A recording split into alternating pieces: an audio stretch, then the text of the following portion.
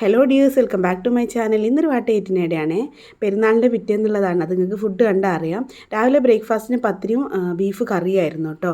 എല്ലായിടത്തും ഒരു ഇറച്ചിമയാണല്ലോ വലിയ പെരുന്നാൾ കഴിഞ്ഞാൽ. ഇപ്പോൾ കുറച്ച് ലൂസായിട്ടുള്ള കൺസിസ്റ്റൻസിയിലാണ് കറി ഉണ്ടാക്കിയിട്ടുള്ളത്, കാരണം പത്തിരിക്ക് അങ്ങനെയാണല്ലോ വേണ്ടത്.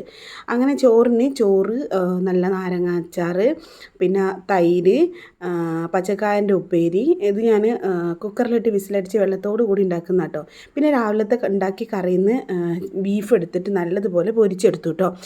കറി വേണ്ടാന്ന് തോന്നി. അപ്പോൾ ഇങ്ങനെ കൂട്ടാൻ വേറെ ടേസ്റ്റാണ്. പിന്നെ എത്ര ആയാലും 2 ദിവസം 2 നേരം കഴിക്കുമ്പോൾ നമുക്ക് ബീഫൊക്കെ എന്താണെങ്കിലും ഒരു മടുപ്പ് വരുമല്ലോ.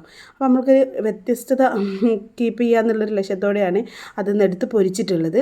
അങ്ങനെ അതും ചോറുമാണ് കഴിച്ചിട്ടുണ്ടായിരുന്നത്.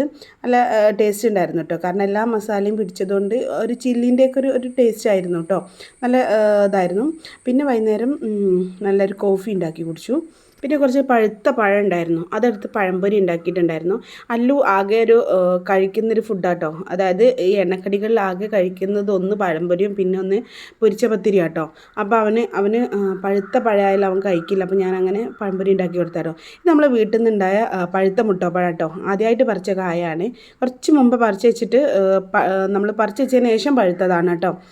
അങ്ങനെ അതൊന്ന് ജസ്റ്റ് ഒന്ന് ടേസ്റ്റ് ചെയ്ത് നോക്കിട്ടോ. അല്ലു എന്നോ പറയുന്നുണ്ട് അത് പഴുത്തോ നോക്കാൻ. പക്ഷെ അവന് കൊടുത്തപ്പോഴുള്ള എക്സ്പ്രഷൻ ഇതാട്ടോ, അവന് ഇഷ്ടമായിട്ടില്ല, ബാഡാന്നാണ് പറയുന്നത്.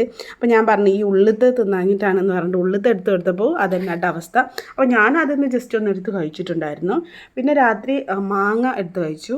അപ്പോൾ അത്രയേ ഉള്ളൂ. അപ്പോൾ വീഡിയോ ഇഷ്ടമായി ലൈക്ക് ചെയ്യുക, ഷെയർ ചെയ്യുക, അതുപോലെ ചാനൽ സബ്സ്ക്രൈബ് ചെയ്ത് സപ്പോർട്ട് ചെയ്യുക. Okay, by.